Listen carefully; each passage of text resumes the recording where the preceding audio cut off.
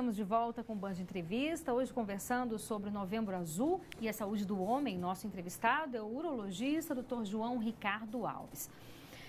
Doutor João, acho que o principal recado que a gente tem que deixar para os homens, né, principalmente nesse Novembro Azul, é que eles precisam ter uma atenção maior com eles mesmos, né? Muitas vezes os homens ficam ali preocupados com a família. Óbvio que a gente sabe que esse perfil vem mudando muito, tem muitas mulheres que são responsáveis pelo lar, mas em geral é aquilo que a gente falou, né? Ele fica preocupado com as finanças, com os filhos e tal, com a esposa, mas é muito importante ele ter o foco para ele. E principalmente quando a gente está falando do câncer de próstata ou de alguns problemas, né, que possam existir na próstata.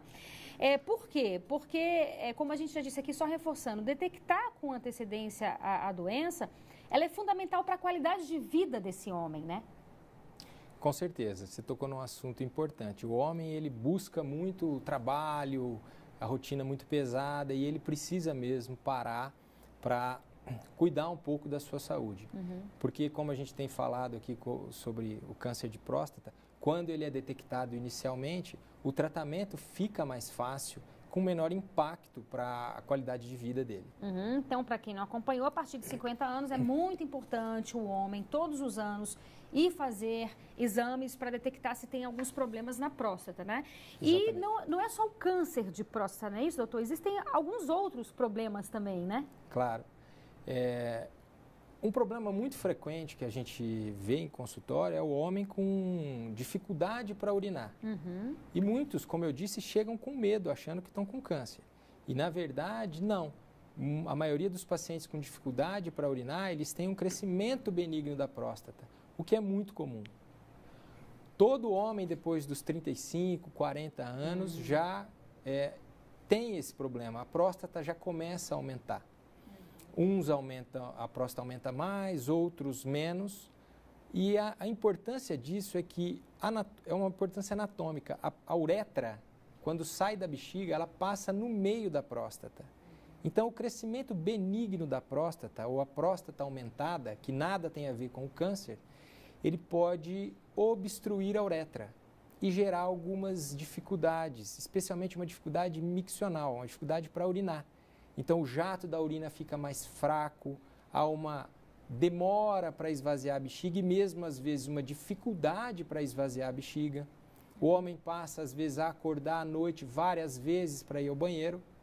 E também pode acontecer urgência para chegar ao banheiro ou até, às vezes, uma perda urinária involuntária. Semelhante à infecção urinária na mulher? Seria um sintoma um pouco mais brando, mas mais constante. O dia a dia dele passa a ser assim. Não é uma coisa que, por exemplo, como a infecção urinária da mulher, que você trata, ele passa. Então, esse sintoma, ele é constante. Muitas vezes ele pode piorar com o tempo. E muitos homens deixam para procurar o urologista quando esses sintomas já impactam muito a qualidade de vida. E qual é o tratamento? O homem com o crescimento benigno da próstata, alguns deles, apenas uma orientação já é o suficiente. Questão de distribuição, de ingesta, de líquido, orientação miccional. O tratamento mais importante para o crescimento benigno da próstata é medicamentoso.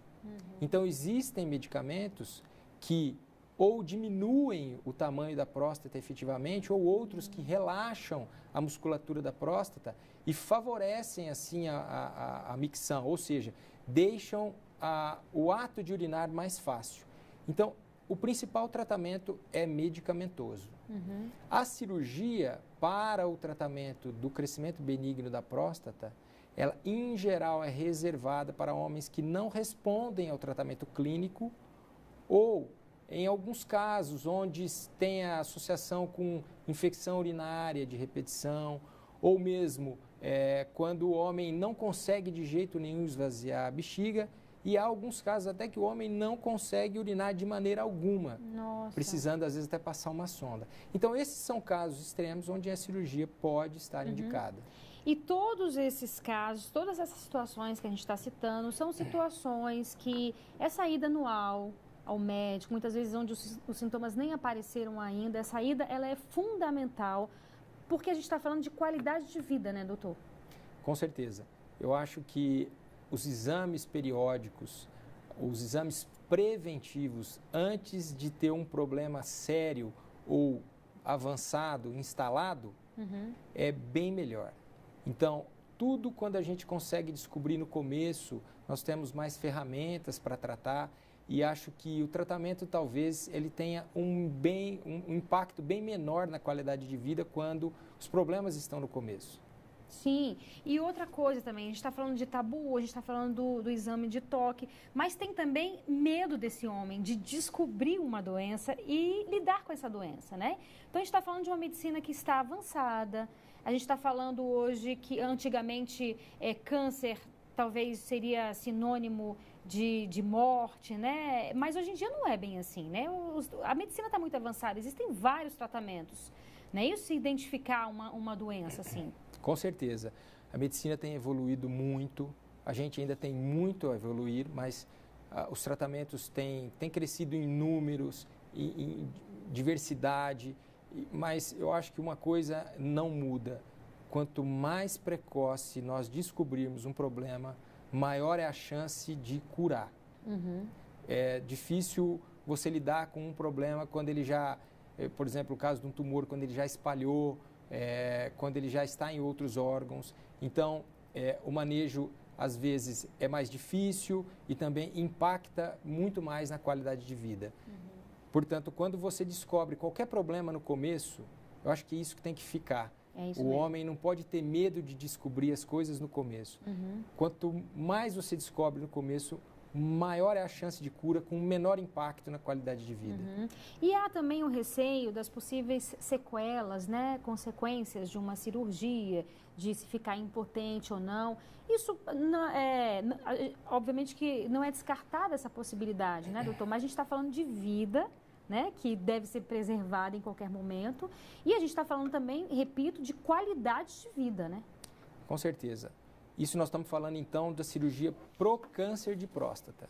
Então, no caso da cirurgia do câncer de próstata, infelizmente, existe a possibilidade de uma sequela de incontinência urinária e também de impotência sexual. Isso também pode acontecer com a radioterapia, não é só com a cirurgia.